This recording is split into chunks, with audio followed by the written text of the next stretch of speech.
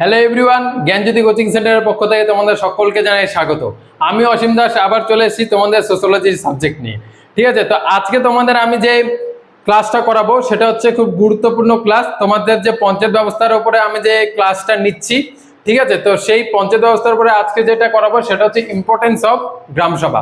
ঠিক আছে, importance of গ্রামসভাতে কি আছে, এই যে গ্রামসভা তোমরা সকলেই যারা গ্রামে বাস করো তারা অতি অবশ্যই আমি মনে করি প্রত্যেক গ্রাম সভার কথা শুনেছো। তো এই গ্রাম সভাটা কি আমাদের যে পঞ্চায়েত সিস্টেমটা আছে সেই পঞ্চায়েত সিস্টেমের গ্রাম সভাটা একটি গুরুত্বপূর্ণ বা উল্লেখযোগ্য একটা ভূমিকা পালন করে। তার কারণ কি, এই যে গ্রাম সভাটা, এই গ্রাম সভাটা কি করা হয়, পঞ্চায়েত থেকে করা হয়ে থাকে। ঠিক আছে, আমাদের যে পঞ্চায়েত দপ্তর আছে সেই পঞ্চায়েত দপ্তর থেকে আমাদের গ্রাম সভাটা করা হয়ে থাকে। এবং এই গ্রাম সভায় কি হয়, আমাদের যে গ্রামের যে বাসিন্দারা আছে তারা প্রত্যেকে সেই গ্রাম সভায় যায়।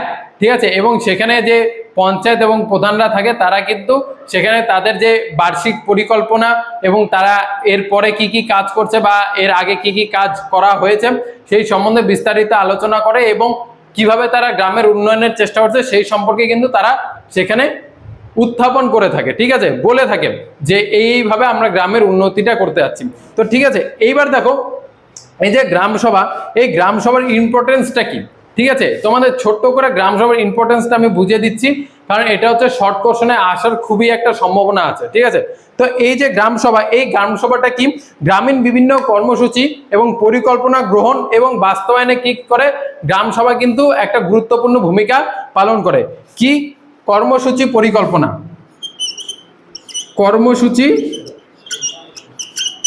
পরিকল্পনা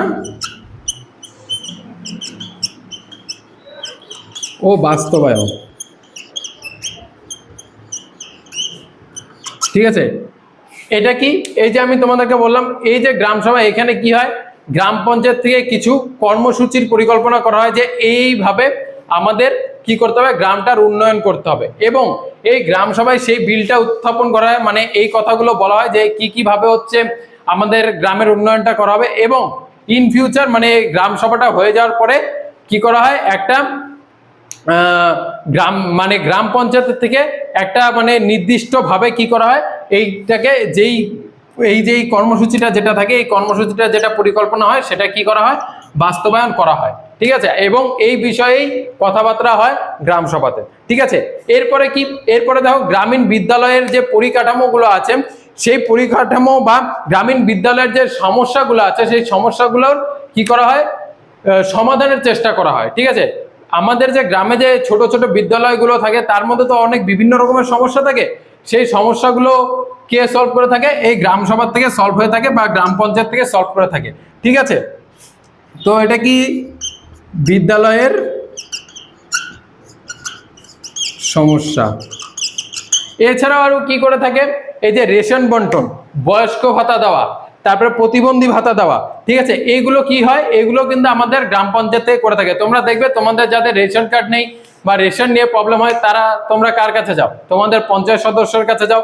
যদি তোমাদের চেনা জানা কেউ যদি প্রতিবন্ধী থাকে বা বয়স্ক যারা আছে তাদের যদি বয়স্ক ভাতার দরকার পড়ে তাহলে আমরা কোথায় যাই, আমাদের যে পঞ্চায়েত সদস্য আছে তার কাছে যাই। এবং পঞ্চায়েত সদস্য কি করে, সেটা নিয়ে যায় আমাদের পঞ্চায়েত যে অফিস আছে সেখানে দেয় এবং প্রধানের স্বাক্ষরের পরে সেটা কি হয়, সেটা কিন্তু আমরা কিন্তু যাদের হচ্ছে বয়স্ক ভাতার দরকার তারা বয়স্ক ভাতা পাচ্ছে, যাদের প্রতিবন্ধী ভাতার দরকার তারা প্রতিবন্ধী ভাতা পাচ্ছে, এবং যাদের রেশন নিয়ে কোনো সমস্যা হয় তারা রেশনও পেয়ে যাচ্ছে। ঠিক আছে, এইভাবে কিন্তু কাজগুলো আমাদের গ্রাম পঞ্চায়েত থেকে হয়ে থাকে। এবং নেক্সট যেটা আছে সেটা কি, গ্রামীণ স্বাস্থ্য পরিষেবার উন্নয়ন। ঠিক আছে, গ্রামীণ স্বাস্থ্য পরিষেবা।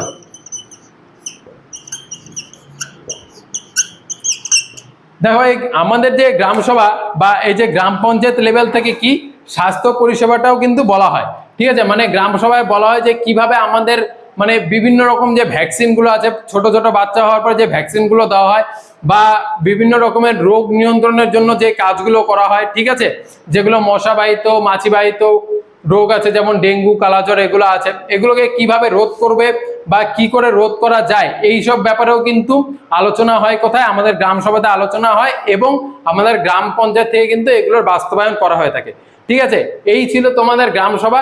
ঠিক আছে, এই গ্রাম পঞ্চায়েতটা কিন্তু অনেক বড় একটা চ্যাপ্টার, এতটুকু ছোট ছোট একটা ভিডিওর মাধ্যমে কিন্তু মানে একটা গোটা গ্রাম সভা কিন্তু একটা ভিডিও বা দুটো ভিডিওর মাধ্যমে কিন্তু একদমই বোঝানো সম্ভব নয়। এটা একটা হিউজ ক্লাস। তো আমরা কি করছি, আমি ছোট ছোট করে কিন্তু তোমাদেরকে বোঝানোর চেষ্টা করছি, যাতে তোমরা গ্রাম সভা বা আমাদের যে গ্রামের যে পরিচালনার ব্যবস্থাটা, যে প্রশাসনিক কাঠামোটা, সেটা যাতে বুঝতে পারো। ঠিক আছে, দেখা হচ্ছে নেক্সট ভিডিওতে।